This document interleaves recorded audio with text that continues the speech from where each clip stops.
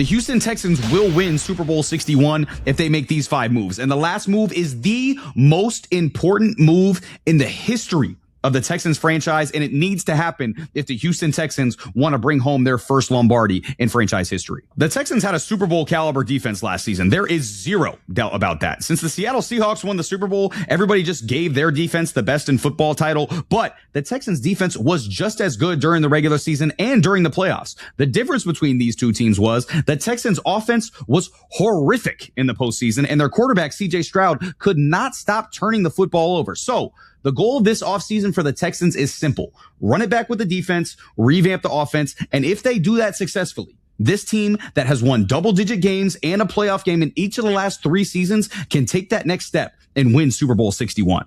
Now, the first move that I have for the Houston Texans to win next year's Super Bowl is a move that they shouldn't make. It's do not extend. Do not give CJ Stroud an extension. This is normally when you would extend a quarterback on a rookie contract, the offseason after year 3. However, I don't think that CJ Stroud has proven he can be that guy for the Texans. To me, someone who's that guy is someone who finds a way to have success no matter who's around him. The play caller, the offensive line, the weapons. As long as they're adequate, he can have success. Now, the offensive line has been bad the last 2 years for the Houston Texans, but it also wasn't great in year 1 either. And CJ Stroud had one of the greatest rookie quarterback seasons that we've ever seen. Each of the last 2 years, Stroud has been mediocre, and we saw it in the postseason last year. He was terrible. I'm not convinced he is that guy going forward. And if there is any doubt at all, if you should pay him, if you even have to think twice about paying him, the answer is no. The extension he's projected to get is 5 years, $250 million. Quick maths, that's $50 million a year for the next 5 years. That is a huge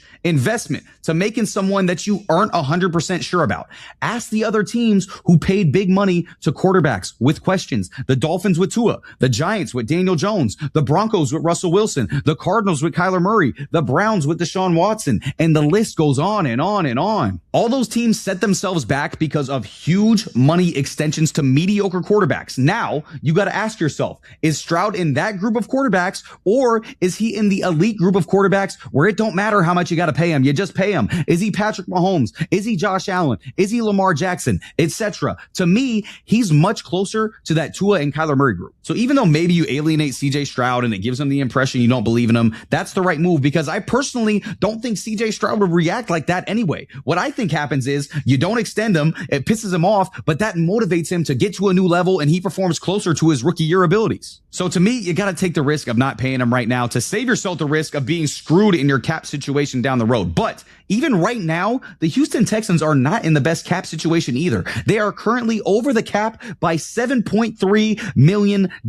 However, we are about to get you some money, Houston Texans fans, leading to my second move that wins the Houston Texans the Super Bowl in 2026. We are going to cut Joe Mixon, we are going to cut Mario Edwards, and we're going to cut Dalton Schultz too. First of all, the 2026 NFL salary cap is projected to be about $20 million more than it was in 2025. That gives everyone in the NFL about $20 million more on their cap than is currently projected. So the Texans are already back in the green with that information. Now with these cuts, Joe Mixon might be the easiest and most obvious cut of any NFL team this offseason. Obviously, Mixon was out all of last year with a mysterious foot injury that some speculated was him quite literally shooting himself in the foot with an actual gun. But there's been nothing definitive on that actually being the case. So that's just speculation. However, it was described as a freak injury or a medical condition that caused him to miss the entire season last year. And while there's no doubt that Joe Mixon performed well as a Texan in 2024, they did get pretty similar production from Woody Marks and Nick Chubb in 2025. This is a no-brainer. Plus, Mario Edwards getting cut is also not controversial at all. You save $4.4 million by cutting him, and he's coming off the worst year of his career.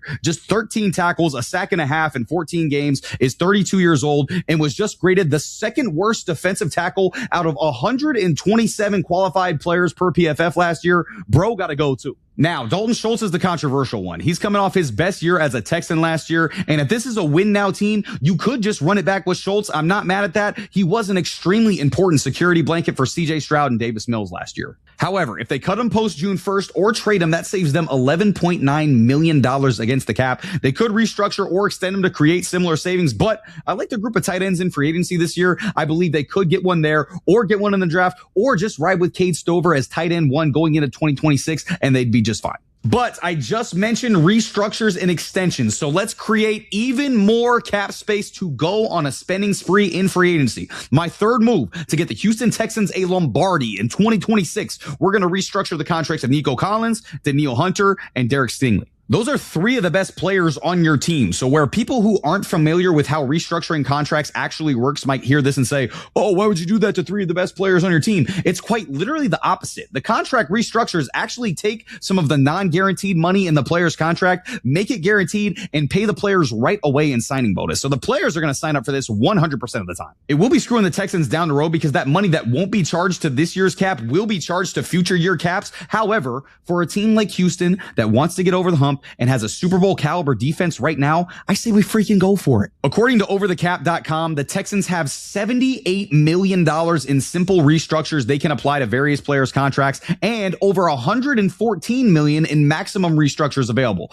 I won't get into the weeds on simple restructures versus maximum restructures, so I'll explain it as simple as this. The Houston Texans can free up as much space as they need to sign anyone they want in free agency. So let's spend some damn money, shall we? My fourth move to get the Houston Texans to the Super Bowl in 2026 is by adding two weapons in free agency. And those weapons are Kyle Pitts and Breece Hall. First of all, I'm letting Christian Kirk walk. Even though he played well in the playoffs last year, Tank Dell's coming back from injury. Now you have Nico Collins, a couple rookies that showed flashes with Jaden Higgins and Jalen Noel, plus Xavier Hutchinson as well. Bringing back Kirk doesn't really make much sense to me, so I'm letting him walk. And a couple of other guys like EJ Speed and Danico Autry can go just because they're replaceable. I'm also re-signing Sheldon Rankins, Tim Settle, and Derek Barnett to short-term deals, essentially just running it back with this defensive line. And I'm re-signing Ed Ingram as our right guard on offense because he was really solid for that offensive line in 2025. Again, the Texans can create a ton of cap space, and those four signings shouldn't be anything crazy cap-wise. SpotTrack has their market values adding up to around $30 million a year total,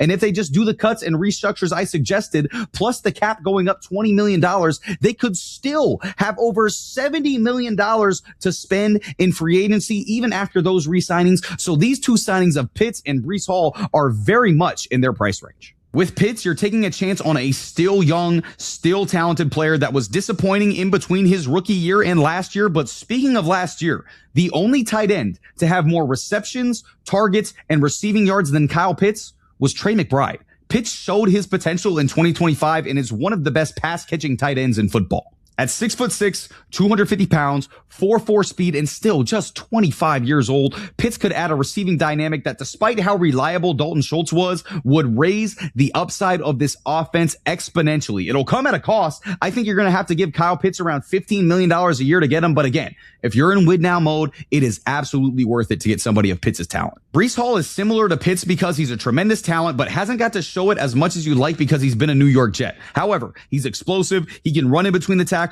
and is a hell of a pass catcher. That's a weapon any offense would like, especially a Texans rush offense that has been among the league's worst for over a half decade. The last time they had a top 10 rush offense in the league was 2019. So you add these playmakers to this Houston Texans offense and combine this with a defense that is one of the best in football. That is a recipe for a much improved squad in 2026. Now, before I get to my final move that will turn the Texans franchise into 2026 champs, if you could just do me a big favor and subscribe to the channel, that would be amazing. I would appreciate it greatly. We just reached over 1,000 subscribers, so thank you guys so much for that. That is awesome. And we have more awesome content like this coming all off season long, getting you guys ready for free agency and the draft. So if that sounds good, click the subscribe button and I'll love you. Now to my final move that turns the Houston Texans into next year's Super Bowl champions. We're going to the NFL draft and we're going to go have the best draft and the most important draft in Houston Texans history. The reason it's so important is because you have extra picks in the first 4 rounds. You have Washington's 2nd and 4th rounders from that Laramie Tunsil trade last year, plus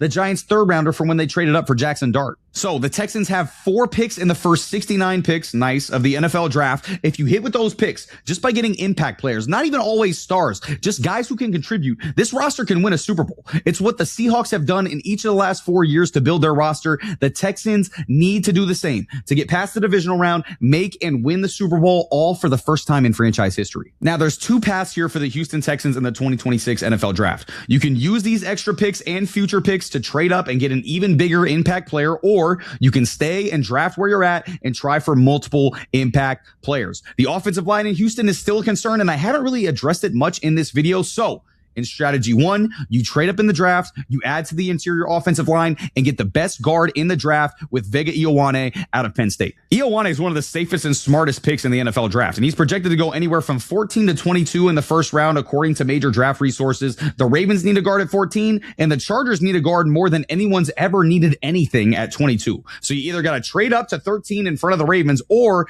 in front of the Chargers and hope one of those other teams in between them doesn't take Ioane. So I did a mock draft where I traded in front of the Ravens to 13 with the Rams. I traded the 28th overall pick, the 59th overall pick, the 106th overall pick, and the 244th overall pick to move up to 13th overall, where I drafted Ioane, solidifying both guard spots as I added Ingram in free agency and now adding Ioane in the draft. Then I got center Connor Lew in round 2 out of Auburn to upgrade the center position over Jake Andrews before going to linebacker Jacob Rodriguez in round 3 to replace EJ Speed, where I was imagining a player as smart as Rodriguez who can now cause as much havoc as he does playing in a D'Amico Ryans defense. That was way too hard for me to pass up.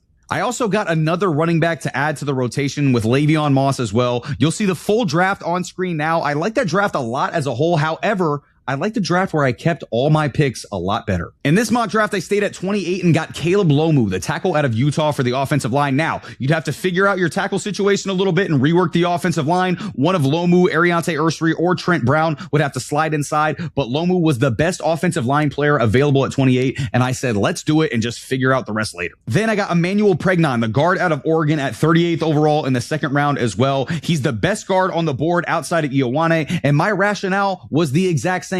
This is the best available lineman at a position of need. I said, fuck it, let's go get him too. Then at 59 in the second round, I said, I still don't care. We have plenty of offensive linemen at this point. We are getting another one. Again, I picked the center out of Auburn, Connor Lew. Now, with these 3 highly drafted linemen, maybe they don't all start day 1, but what we've created is competition and depth at a position group that they struggled with the most in 2025. Also, with Titus Howard and Trent Brown getting older, you have guys who can replace them if they're ineffective or too expensive. Plus, looking at the rest of this roster, this was really the only place that needed extensive work, and we just put in some extensive work to fixing it. Now, with the 69th pick in the third round, we again go with Jacob Rodriguez, the linebacker out of Texas Tech. At the 106th pick in the fourth round, Nick Singleton, the running back out of Penn State, was still on the board, so I went with him. Then I finished out the draft with a talented tight end out of Cincinnati in Joe Royer, 2 defensive linemen, and another running back. And I know PFF doesn't like either draft that much because they aren't super high on Jacob Rodriguez, but guess what, Pro Football Focus?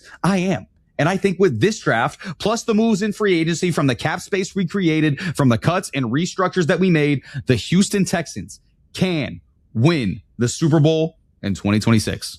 But what do y'all think, man? Comment down below. What would you change about this plan? And do you think the Texans can get over the hump in 2026? For Between the Uprights, my name is Matt, and that's going to be it for me. Peace. This has been Between the Uprights. Football is life. The rest is just details.